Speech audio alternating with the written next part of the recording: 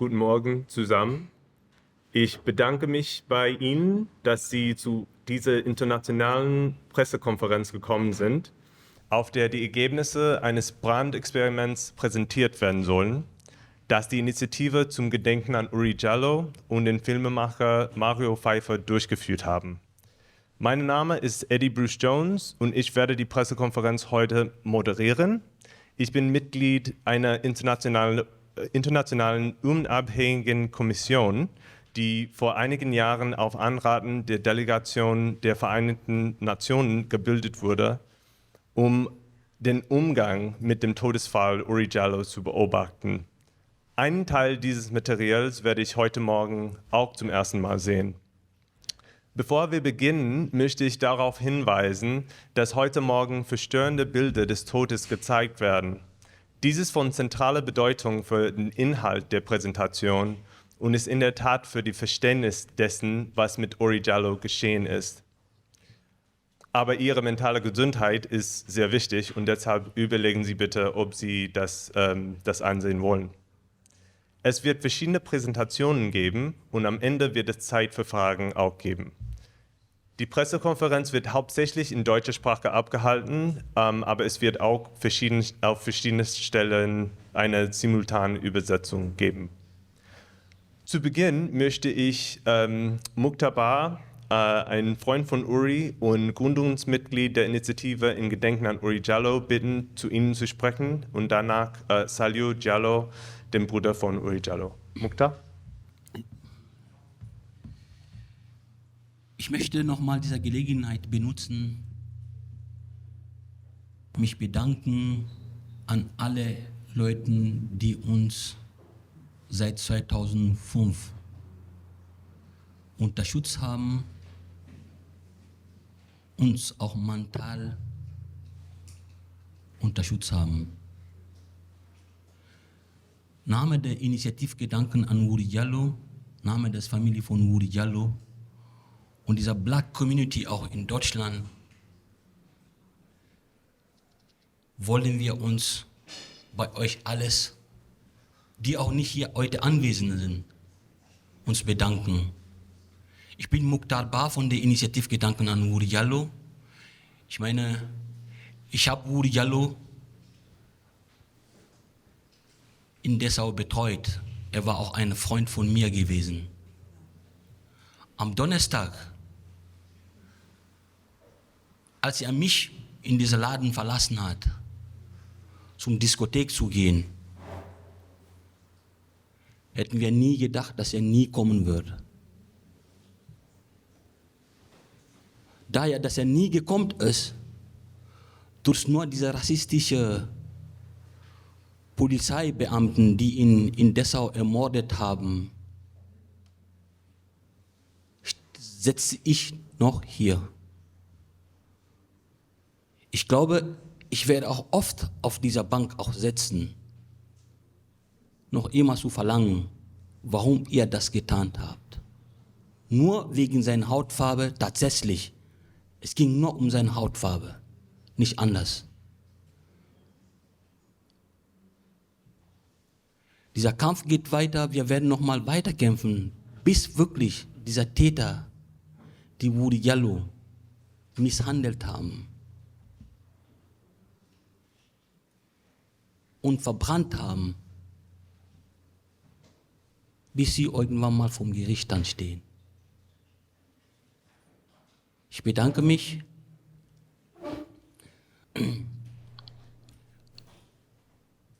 Wir haben den Bruder von Oury Jalloh nochmal hierher geholt, damit er diese Pressemitteilung, Pressekonferenz auch verfolgt. Saliou Jalloh, ich gebe Ihnen das Wort. Dankeschön erstmal. Je salue tout le monde au nom de la famille et au nom de l'initiative Oury Jalloh.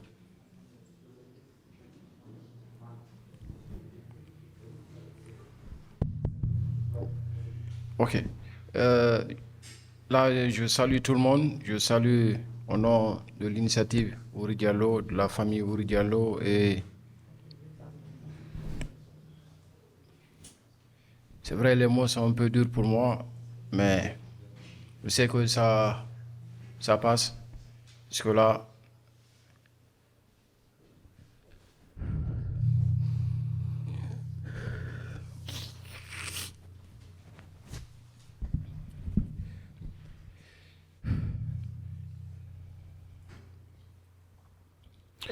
je suis vraiment désolé, mais c'est un peu dur pour moi et c'est dur pour la famille. Et je sais que c'est dur pour tous les gens qui luttent pour la vérité et pour la justice. Parce que dans la manière laquelle on a tué mon frère, Oury Jalloh, j'arrive pas à comprendre, oui, un être humain peut le faire ainsi, tuer quelqu'un, maltraiter quelqu'un, le brûler. En fait, ça me joue, mais je sais pas quoi dire, mais néanmoins, la justice est là. Ce qui reste clair,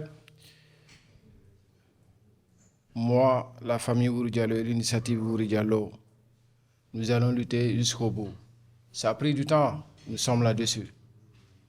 Et nous cherchons toutes les manières pour faire sortir la justice, pour faire valoir nos droits à la justice. Je crois à la politique, je crois qu'il y a une justice en Allemagne ici, et je sais ils sont en train de me refuser une justice, mais nous l'aurons. On se battra pour que la justice triomphe. Ça, j'en suis certain. Et là,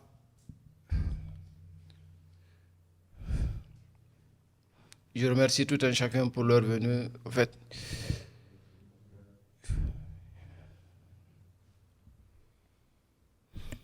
c'est un peu dur pour moi.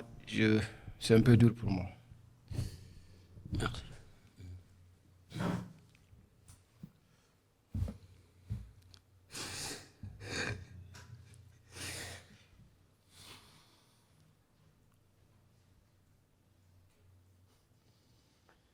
Jetzt werden wir eine Minute schweigen und an Oury Jalloh denken. So eine Minute.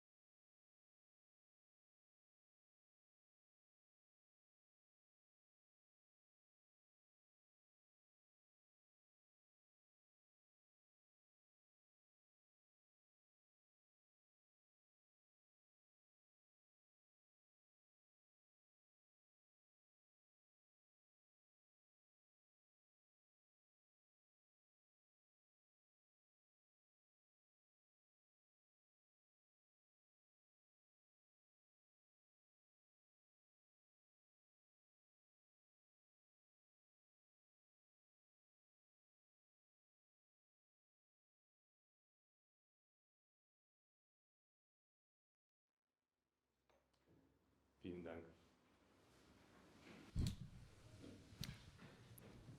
Und ja, vielen Dank Mukhtar und vielen Dank Salio. Nun möchte ich Nadine Said, Renzo De Pablo, Ian Peck und Mario Pfeiffer sich nach vorne zu setzen.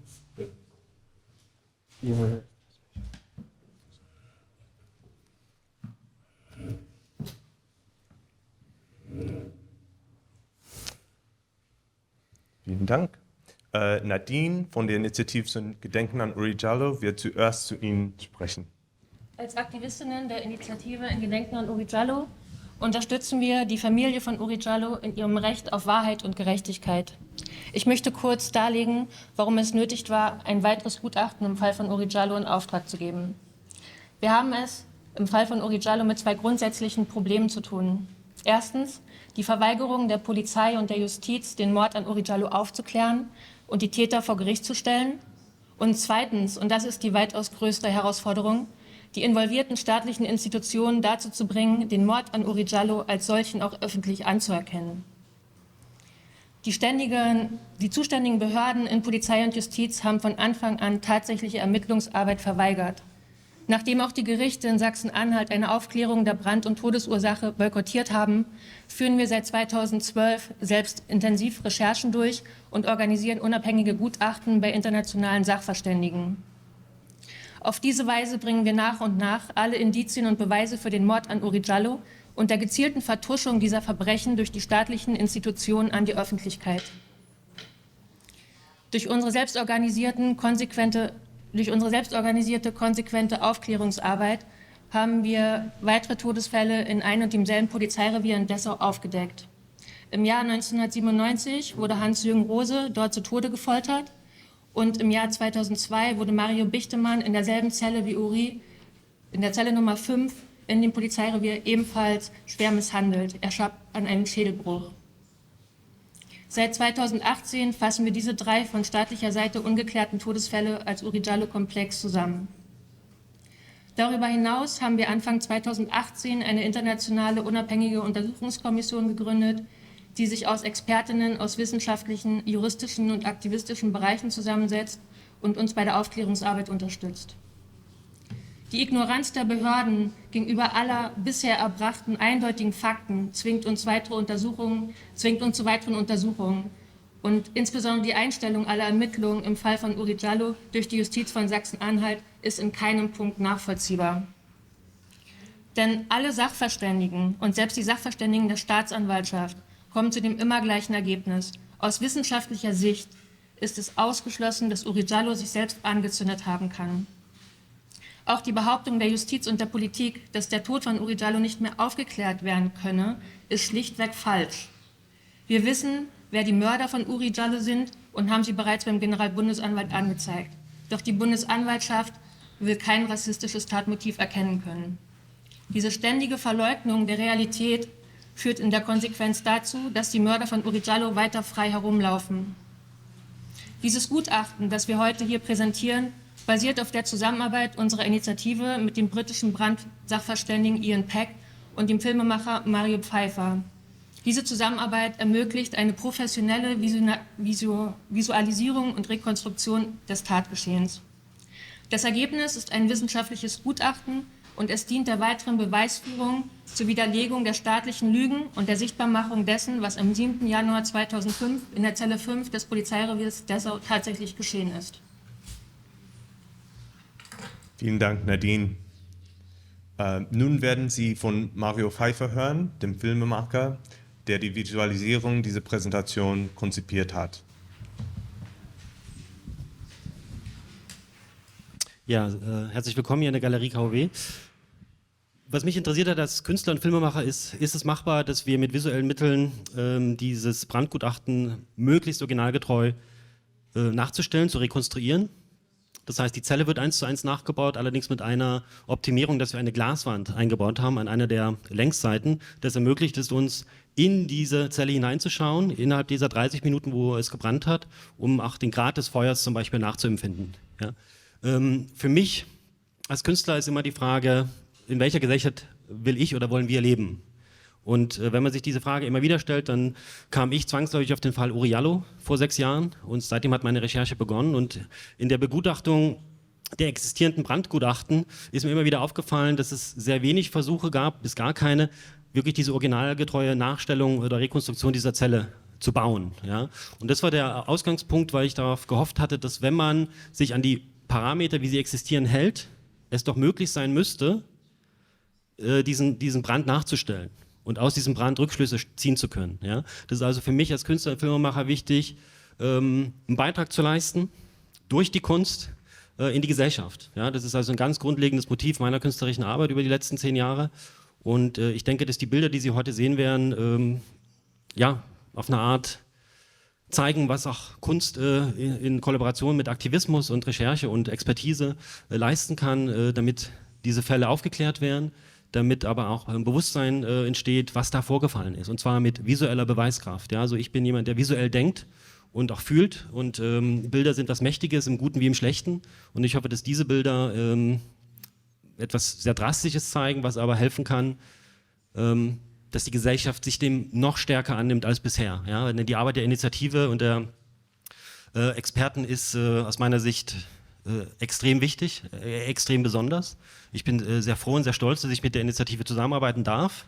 Und ich verdanke auch ihr quasi das Fundament meiner künstlerischen Arbeit. Ja? Und gleichzeitig soll meine künstlerische Arbeit der Initiative auch helfen, ihre Arbeit weiterzuführen. Ja? Und dafür möchte ich mich bedanken, auch für Ihre Anwesenheit. Und ich würde Sie nochmal bitten, Telefone ohne Licht zu benutzen. Denn je dunkler es im Raum ist, desto mehr werden Sie sehen. Ja? Vielen Dank dafür. Vielen Dank, Mario. Als nächstes werden wir von Ian Peck, dem Brandexperten, hören, der die technischen Aspekte dessen, was Sie sehen, erläutern wird. Und auch von Renzo Di Pablo, der an der Reproduktion der Szene beteiligt war. So I give it to Ian and Renzo. Good morning. I think we are going to talk about the reconstruction now. And we're going to first of all look at the movement test that we undertook.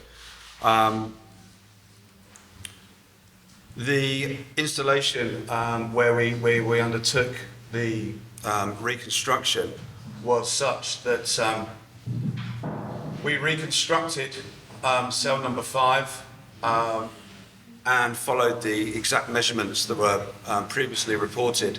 How the cell was. So there's tiles on 3 sides of the room, tiles also on the floor, raised platform in the middle, with a reconstruction of the mattress that Oury Jalloh was lying on. There was a window in the room, and the only difference, the only variable in the construction of the cell was the 4th wall that you can see, which was glass. And that's the only variation, and this was because it was being filled. Everything else is exactly the same, as was in cell 5. The dimensions are the same, and I was extremely happy with the reconstruction of the room. That you can see here, I'm going through checking everything prior to the ignition of the fire.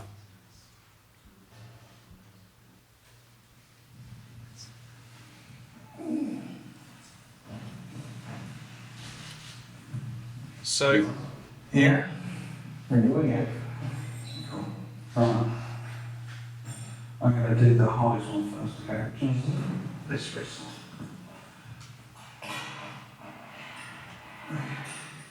Quite difficult.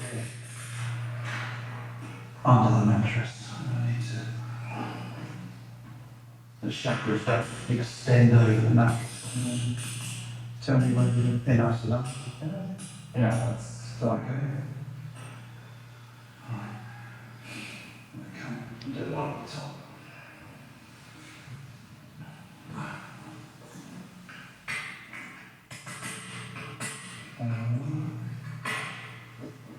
There we go. Okay, tell me. Yeah, that's okay. Mm-hmm.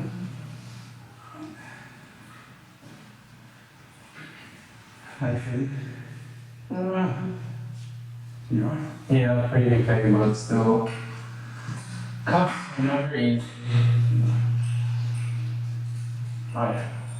Right, so I've got to, with these ones, we're going to have to use the key. Okay. Right, it's coming up to your twinkle now.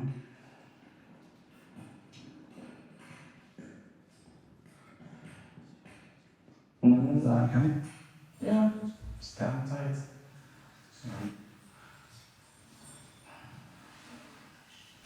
Right, last one.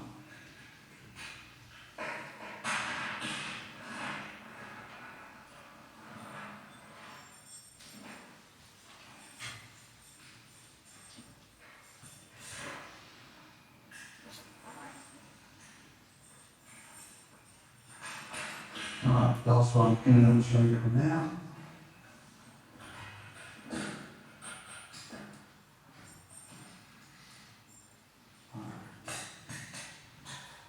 Yeah, can be a bit tighter. Yeah, Yeah. Yeah, well, that's as tight as it goes. yeah, that's fine. Okay. Right, how you feeling? Shackles. So, first movement, if you can go as far as you can over to the wall.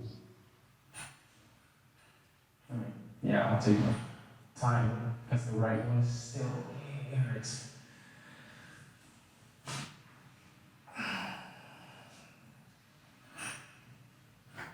You okay? Yeah, just this right leg and my arm. Wait. Where does it hurt? It's where the shackles are on the right leg, and yeah, my hand is quite limited. I think I can go further, but that's until where my left hand allows me to go. Okay. Can you move your legs up and down at all? I can. This one, yeah, it's fine. But this one, No. no, I can't. It hurts. Can you move as far as you can over to the right hand side?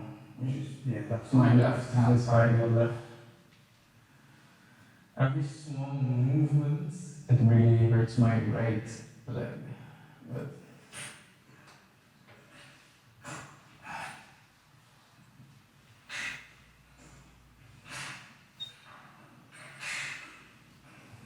the slower I go, the less pain I have. But Okay, so you can actually go quite far because yeah, less pain. Okay. You now move back into the middle.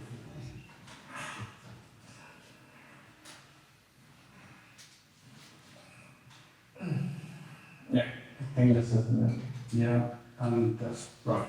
And then try and sit up.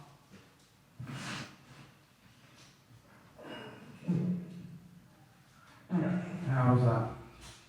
that relieves the pain of my right leg, but there's a lot of pressure on my left arm. Okay. Can you put your hands in your pockets at all from that position? Unless I move myself a bit jumping up, no. And this hand doesn't even reach close. No. So if you go back down for me, and then try and move over towards the wall, and then see if you can put your hand in your pocket.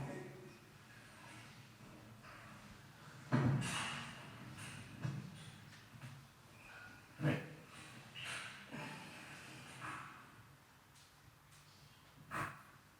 So this is as much as this one I think I can reach. Yeah. Okay. But the other one in the back pocket I can't. And then can you sit up from that position at all? Wait, then catch on that.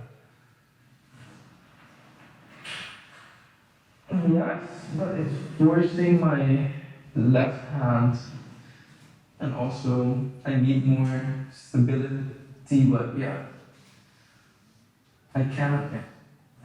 Yeah, that's all I'm able to do. Okay. So if you go back down again for me, and then show me how far you can get that right hand underneath your back, your torso.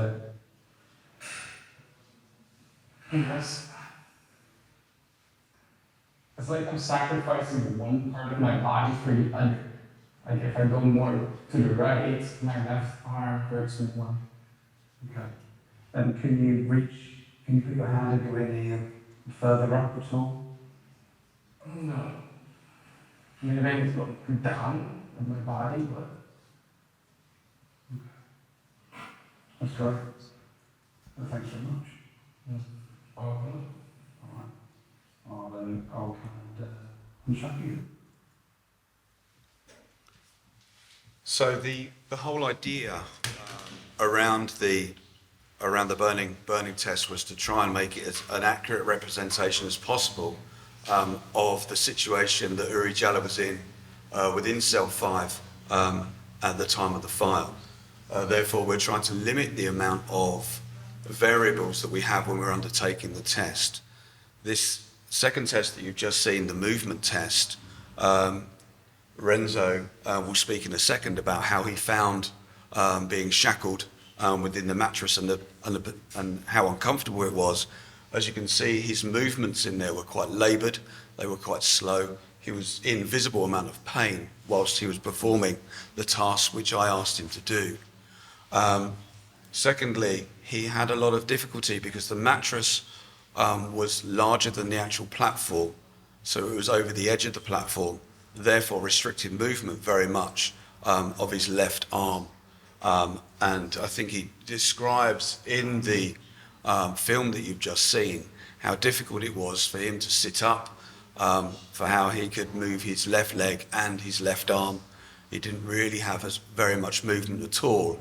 And I think this is coming to the crux of the matter with regards to the presence of the lighter within the cell, and how difficult it would have been to not only to get the lighter out of the pocket that has been alleged, but then also to ignite, to move around, to open the mattress, which we've been told was intact, and then also to distribute or move that lighter to such a place where it would be protected during the fire in the state that it was found in after the fire by the examiners that came in afterwards.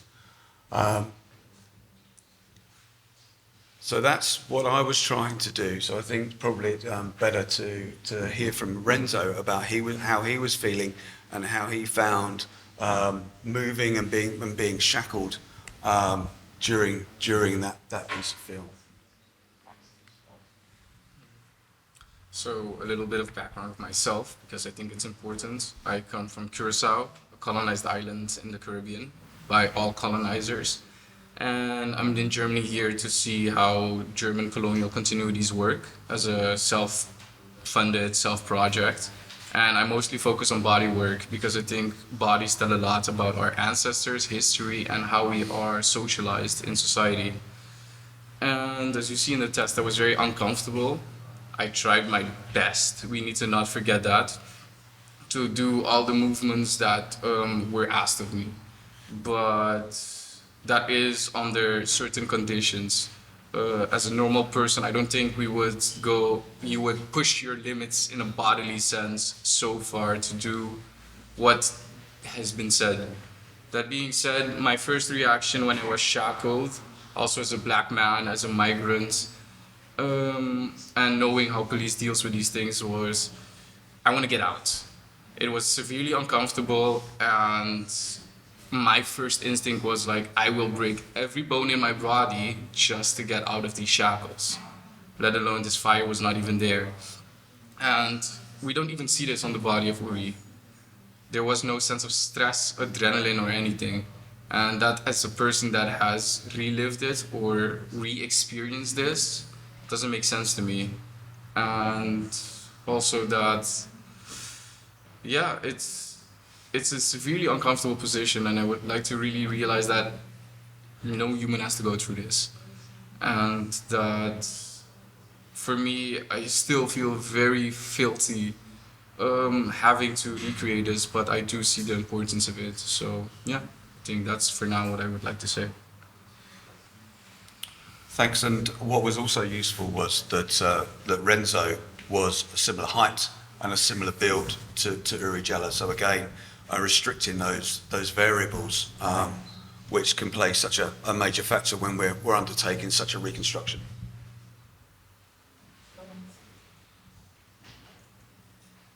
So now we're moving on to the dummy. This was an important aspect. Obviously, we had to improvise quite a lot when undertaking this test, but we didn't want to use pigs as were previously used. We wanted to try and recreate their body as far as we could and as accurately as we could in order to, as I say, remove as many variables as we could throughout the test. And you can see that we have two images here. the dummy unclothed. It consisted of thin cuts of pig skin to replicate human skin. This was then sewn together after we had a plastic skeleton, and then fixed onto this was cuts of pork meats as well as offal within the chest cavity. The pigskin was then sewn around the meat and also around the skeleton, and then that was placed onto the mattress and then shackled to the wall and to the platform as accurately as we could in the position which Oury Jalloh was found within cell number 5. Then taking the clothing which was recovered after the original fire, we've then clothed the dummy with some corduroy trousers, some socks, some underwear, and also a t-shirt, again to represent the clothing as accurately as possible at the time of the original fire.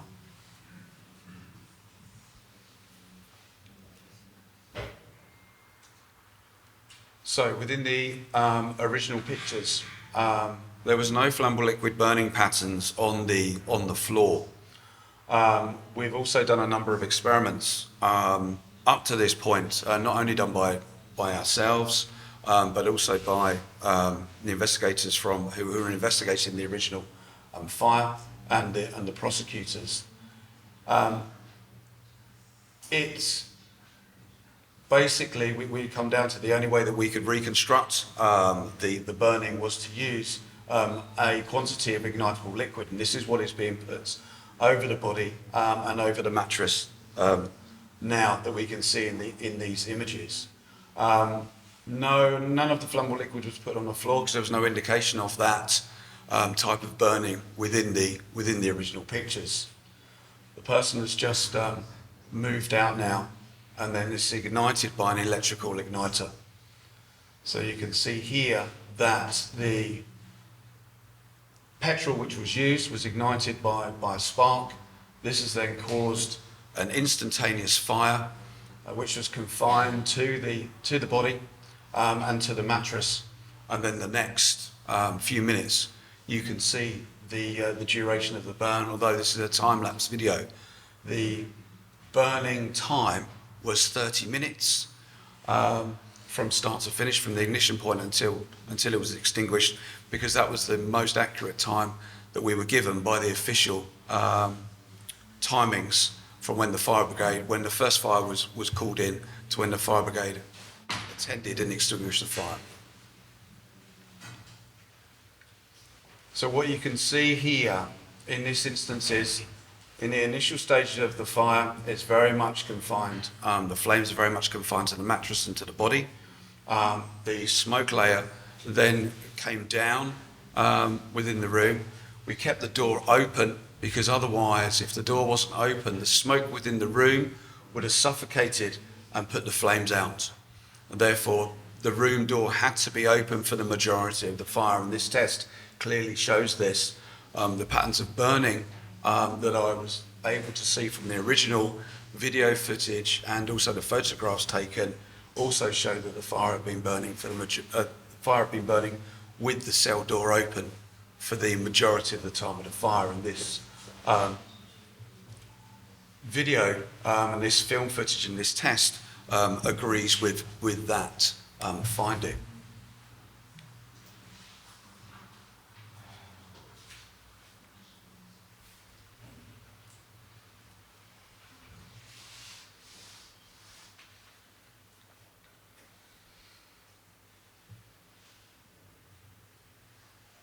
So you started off with a very severe flaming fire. This has died down. The body or the mannequin, the dummy, is continuing to burn. The flammable liquid residues that are still there are continuing to burn, although at obviously a much reduced state than what had happened initially. What you will see is that the mattress and the body and the burning to them are very comparable to the burning patterns in the original fire in cell number 5. So after 30 minutes, the representatives from the fire service have extinguished the fire, just really dousing the body and those few remaining flames that were still present.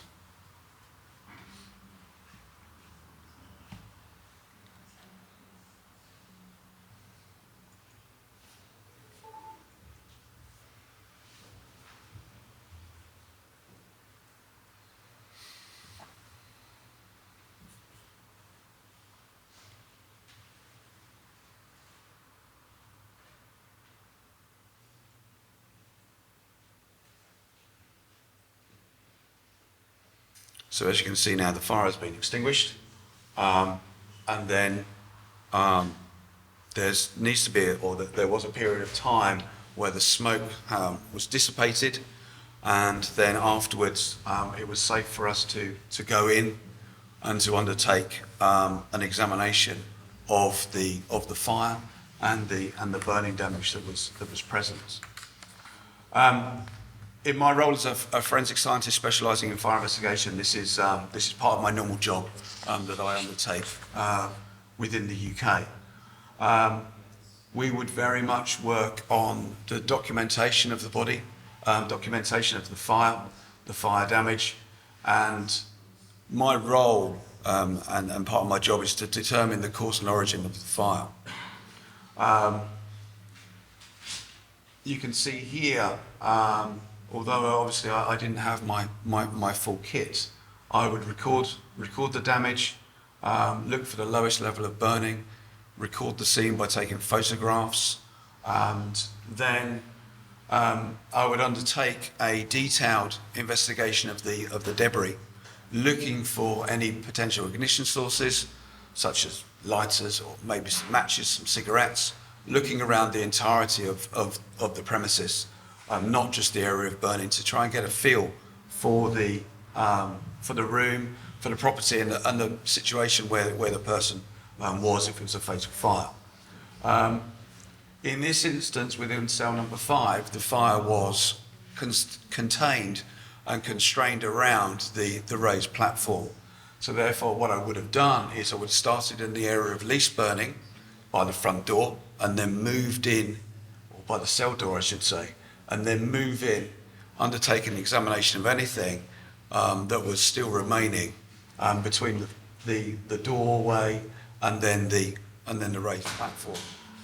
Moving around the entirety of the floor, recovering.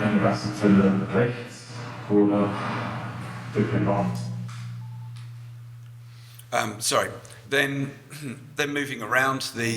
moving around the floor and taking in, as I say, any items of interest, and then moving to the mattress, looking around the debris in the mattress to see if I could find, again, any ignition sources of any other items of interest.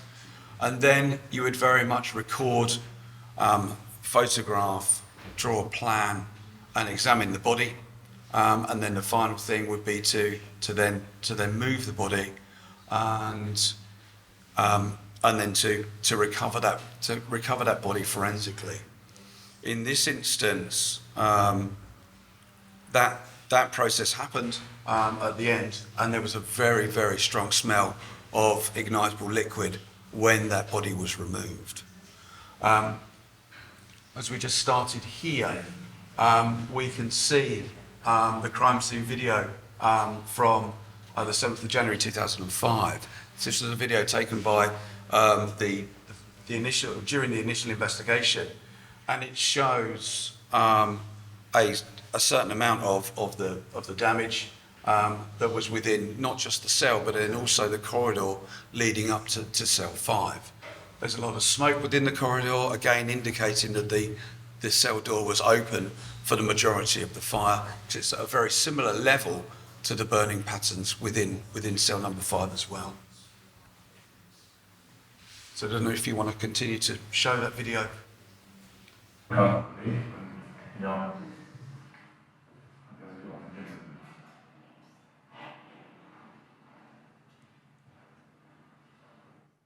So what we have here on the left-hand side, as I'm looking at it, is our reconstruction.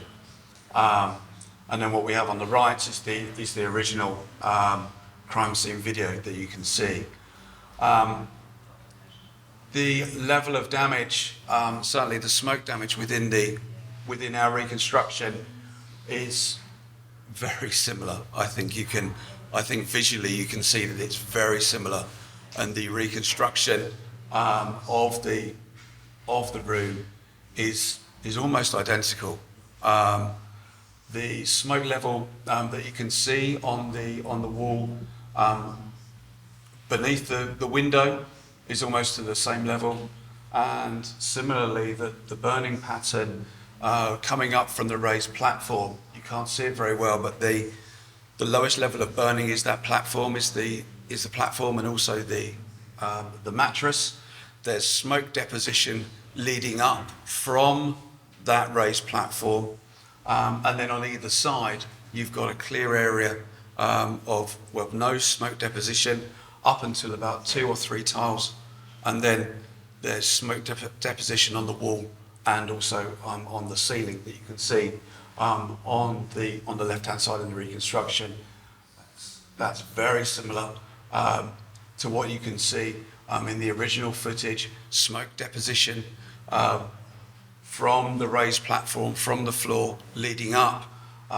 No smoke damage on either side until you get to 2 or 3 tiles above. The mattress almost burnt to completion, both in the original and also in our reconstruction as well.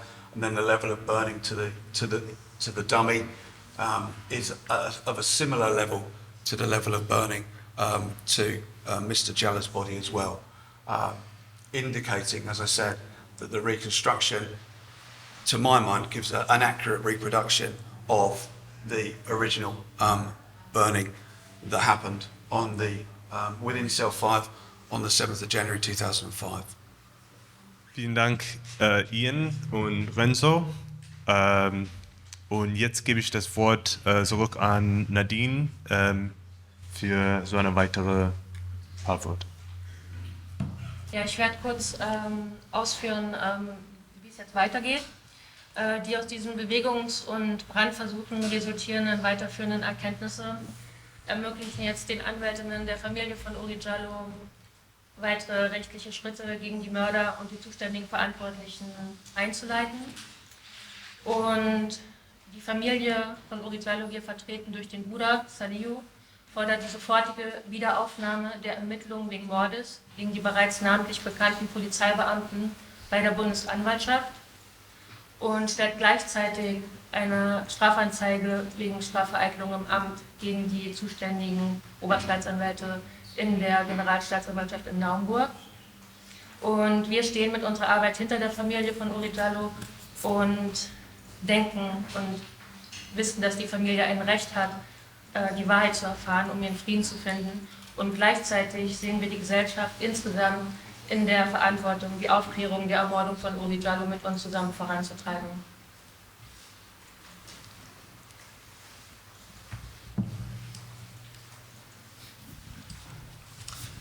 Vielen Dank, Nadine und alle.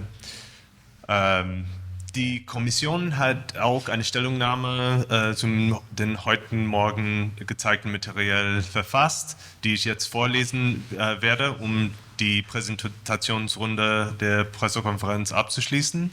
Und danach werden wir Fragen aus dem Publikum beantworten. Jetzt zu der Erklärung, die Stellungnahme.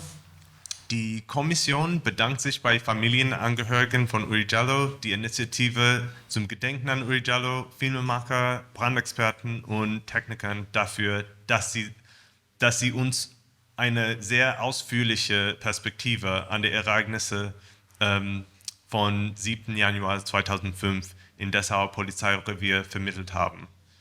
Die Videoinstallation, die wir gesehen haben, hat uns in einer Weise zu Zeugen der Ereignisse gemacht, wie es bisher nicht möglich war. Die heutige Pressekonferenz ist ein Beleg für die unermüdlichen Bemühungen der Hinterbliebenen, der Freunde und Unterstützer aus ganz Deutschland, die bis heute nicht davon überzeugt sind, dass Herr Jalloh sich auf die Art und Weise verbrannt haben könnte, wie es während des Gerichtsverfahrens behauptet würde. Dieser neue Brandversuch hat die physikalischen Dimensionen und Eigenschaften der Zelle Nummer 5 mit hoher Genauigkeit reproduziert. Die Auswertung des Experiments durch den Brandexperten Ian Peck deutet darauf hin, dass die Bilder der Brandschäden aus dem Jahr 2005, einschließlich der Schäden an Herrn Jallohs Körper, die Matratze und den Wänden der Zelle Nummer 5 stark mit den Bildern übereinstimmen, die in diesem neuen, im letzten Monat abgeschlossenen Brandexperiment erzeugt wurden. Herr Peck analysierte die Rauchflecken an den Wänden und prüfte sorgfältig die Materialien, die verwendet würden, um die physischen Raum, die Matratze und Herrn Jallohs Körperreproduktion nachzustellen. Ein entscheidender Punkt ist, dass der Brandschaden in dem Experiment durch das Übergießen des Körpers und der Matratze mit 2,5 Litern Benzin verursacht wurde. Nach Ansicht von Herrn Peck ist es höchstwahrscheinlich, dass am 7. Januar 2005 eine Menge einer flüchtigen entzündbaren Flüssigkeit wie Benzin über Herrn Jalloh gegossen und absichtlich entzündet wurde. Dies ist erschreckend und sollte Anlass zu tiefer Besorgnis, intensivem Nachdenken und möglicherweise neuen rechtlichen Schritten sein.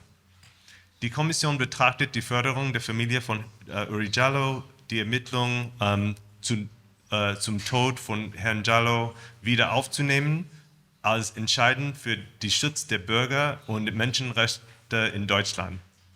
Diese Beweise sollte die Regierung dazu ermutigen, alle nicht veröffentlichten Dokumente oder Beweise in diesem Fall freizugeben und alle Hinweisen nachzugehen, um die tatsächliche Todesursache zu ermitteln. Die Kommission wird auf der heutigen Pressekonferenz vorgestellte Material in den kommenden Wochen und Monaten im Zusammenhang mit unserer Gesamtbewertung des Falles von Oury Jalloh auch prüfen. Und damit können wir auch dann Fragen vom Publikum nehmen.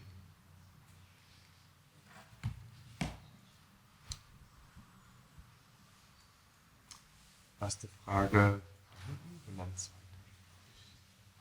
Ja. So ask Mr. Peck, could you say something about how much liquid would have had to have been used and what type of liquid? Unfortunately, not, I'm afraid. In the initial investigation, I'm not sure whether or not any analysis was undertaken of any of the material that was left after the fire. So therefore, this is a kind of an unknown. So we're assuming, and we can only assume when we undertook this burning test, because the previous tests that were done officially and through the initiative showed that you cannot recreate the fire just through somebody setting light to their clothing, because you wouldn't get the extent of the burn from a flame going onto cotton. It's not going to progress across the body. It's not going to destroy the mattress like we've seen, and it's not going to give the burning patterns that we've got in cell number 5. So that was debunked in a way. The test done previously by the initiative showed that we can recreate using some ignitable liquid, and I think previously petrol had been used, and it gave some results of which we were able to confidently say, yes, well, we need to use an ignitable liquid. I cannot say whether or not that was petrol, just petrol on its own. Could have been a petrol diesel mix. Could have been white spirit, but it needed to be something volatile. It needed to be something readily to hand. And I think that what the test showed was that we've used petrol, and I think you can visually see the results are extremely comparable. I'm not saying that it couldn't have been petrol and diesel, however, and there is no way of knowing because we weren't there, and no analysis was undertaken. So we've, as I said, we've assumed, we've recreated, we've come up with a very accurate representation and reconstruction of the fire, which I think you can lead it to your own conclusions, but in my view, I'm very happy with the reconstruction. I'm very happy that we've got similar results, and therefore I would say that it seems to me that petrol has been used, or an ignitable liquid has been used or was used. Sie hinten mit der Brille? Ja. Ja, die Eintrag einer Initiative, beziehungsweise die Kommissionsmitglieder. Ich habe diese sehr beeindruckende Analyse schon gemacht. Wir haben ganz viel Material gesammelt, schon vorher und seit Jahren. Sie haben auch hingewiesen auf das, was die Staatsanwaltschaft selbst erprobt hat und dann auch zum Schluss kam, und es kann keine Selbstanschulung gewesen sein. Dennoch ist juristisch, wird man das Passwort benutzen, ist nicht befriedigend gelaufen, was seitdem war. Welche Hoffnung haben Sie jetzt und welche Möglichkeiten haben Sie juristisch überhaupt noch? Ja, wie vorhin schon gesagt, wurden die Ermittlungen von der Generalstaatsanwaltschaft im Jahr 2018 eingestellt. Dagegen lief ein Klageerzwingungsverfahren vom Oberlandesgericht Naumburg. Das wurde abgewiesen und im Moment befindet sich der Fall am Bundesverfassungsgericht und wir warten quasi auf die Entscheidung, ob diese Einstellung rechtens war.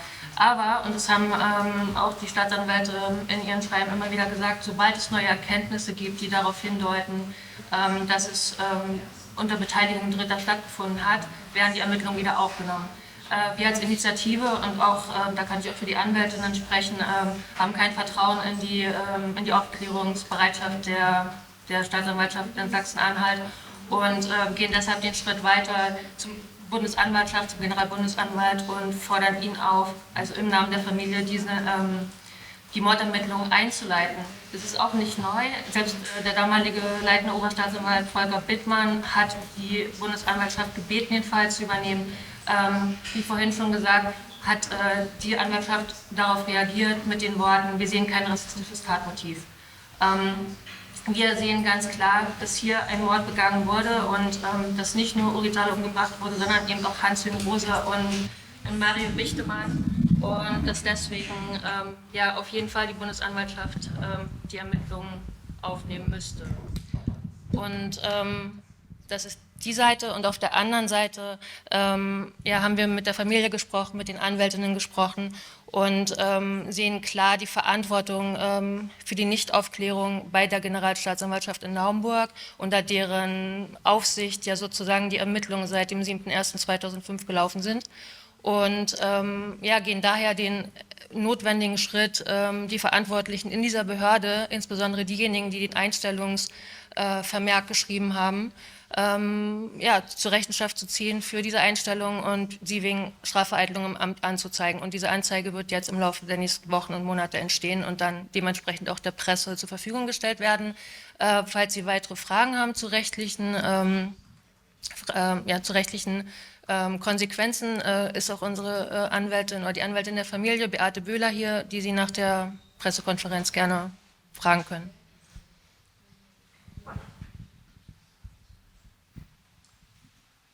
Weitere Frage, Beate.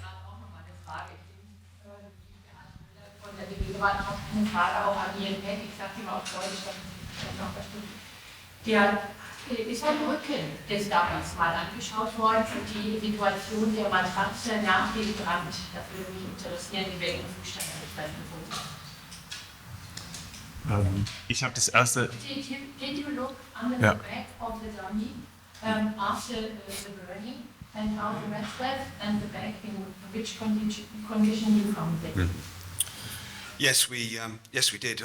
Both myself and Nadine undertook an examination where we we moved the body. I'm not sure whether or not it was clear in the image after I was taking the photos in the cell. However, we did move the body over, and it showed that there was a protective mark underneath the body. There were clothing remains, so the t-shirts, the back of the buttocks, in the buttock area of the corduroy trousers, and extending down the leg. That was still remaining afterwards, and also parts of the mattress mirroring the shape of the remains of the clothing also remained, indicating that obviously, as you saw on the image, that the dummy had been there at the time of the fire. When the body was moved,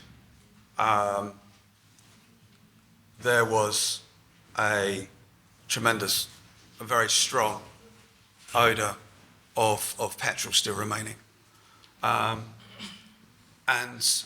therefore, I think the concern from my side of things is if the scenario that we've shown happened within cell 5 on the 7th of January when it was investigated, or when the scene was investigated, if an ignitable liquid has been used, then I would expect the investigator to certainly smell the clothing, and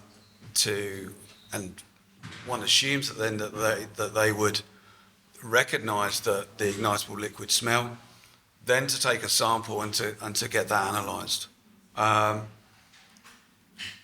The one variable that I can't reproduce accurately was the amounts of ignitable liquid that was used. So there may be a variable there, but again, that's not something I'm going to know because I wasn't there at the time. So we used 2.5 litres of petrol. It may be that this was too much. It may be that more was used. As I say, I can't say. That's not something that I can accurately represent. So we've done the best that we could and come up with the results, as you can see. Weitere Fragen?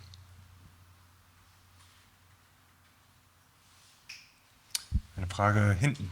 Ich wollte gerne fragen, wie groß ist die Chance jetzt von also diese Expertise, ne?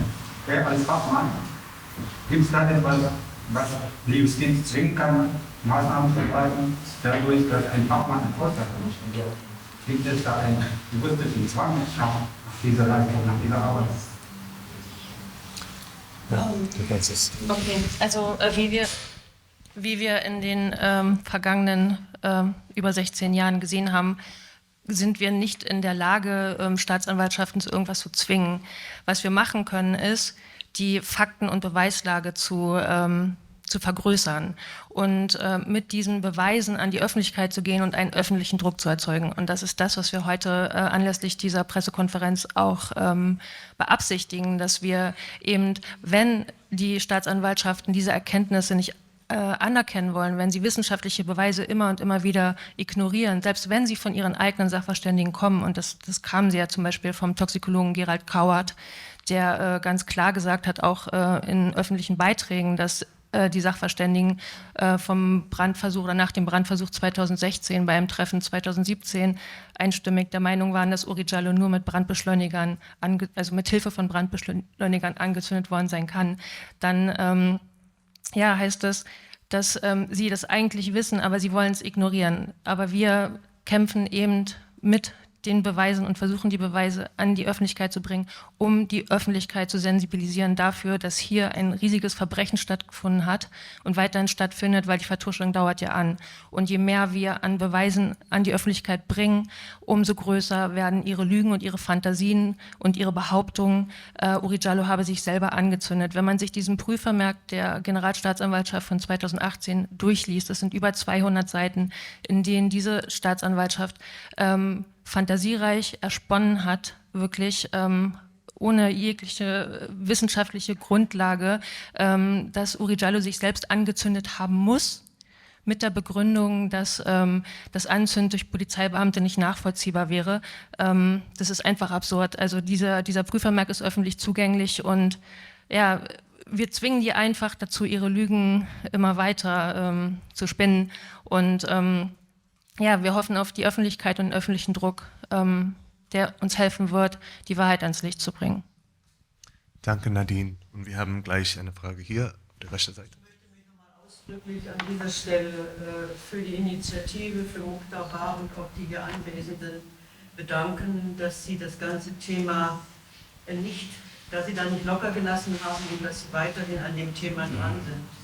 Vielleicht könnten Sie jetzt nochmal was zu der sehr merkwürdigen Rolle dieses angeblichen Feuerzeuges von Oury Jalloh sagen.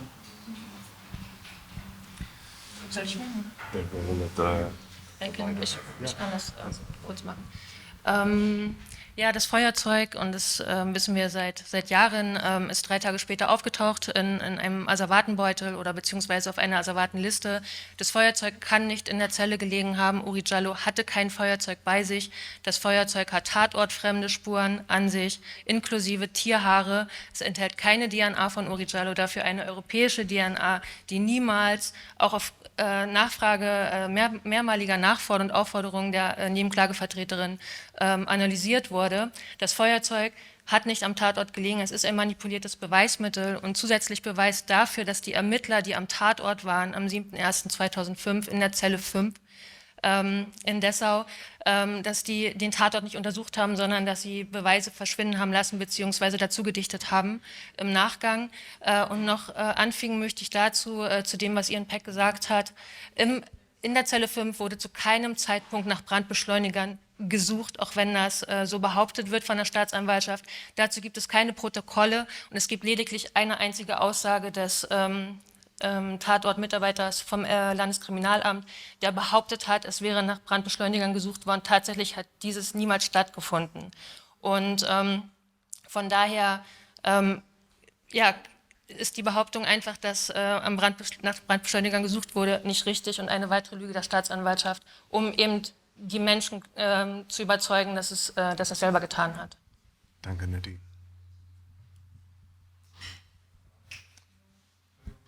Abraham.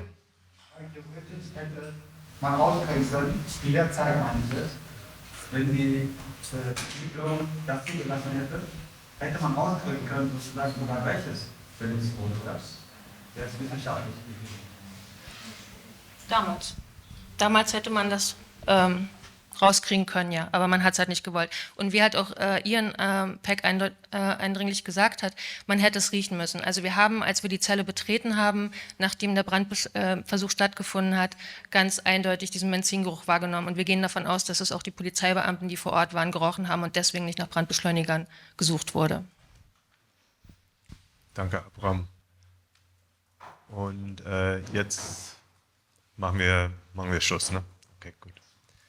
Vielen, vielen Dank für das, keine Frage? Wurde die Herausgabe von Beweismitteln zur unabhängigen Untersuchung beantragt? Wie hat die Staatsanwaltschaft darauf reagiert? Also ich antworte noch ganz kurz. Ja, die Beantragung hat mehrmals stattgefunden. Also ich kann gar nicht sagen, wie oft. Es wurde immer wieder gefordert. Die Staatsanwaltschaft hat bis heute keine unabhängigen Untersuchungen am Feuerzeug zugelassen. Das Feuerzeug existiert in einer Asservatenliste oder in den Asservaten, Entschuldigung. Also es ist tatsächlich da, aber es wird nicht untersucht. Es wäre ein leichtes festzustellen, wem die DNA gehört, zu wem die DNA gehört und auch wo die Faserreste hinkommen, aber es wird halt verweigert. Also mit den Worten vielen, vielen Dank, dass Sie gekommen sind. Und ja, und ich glaube, das hier wird dann im Internet auch stehen als Ressource. So, vielen Dank und einen schönen Tag wünsche ich Ihnen alle.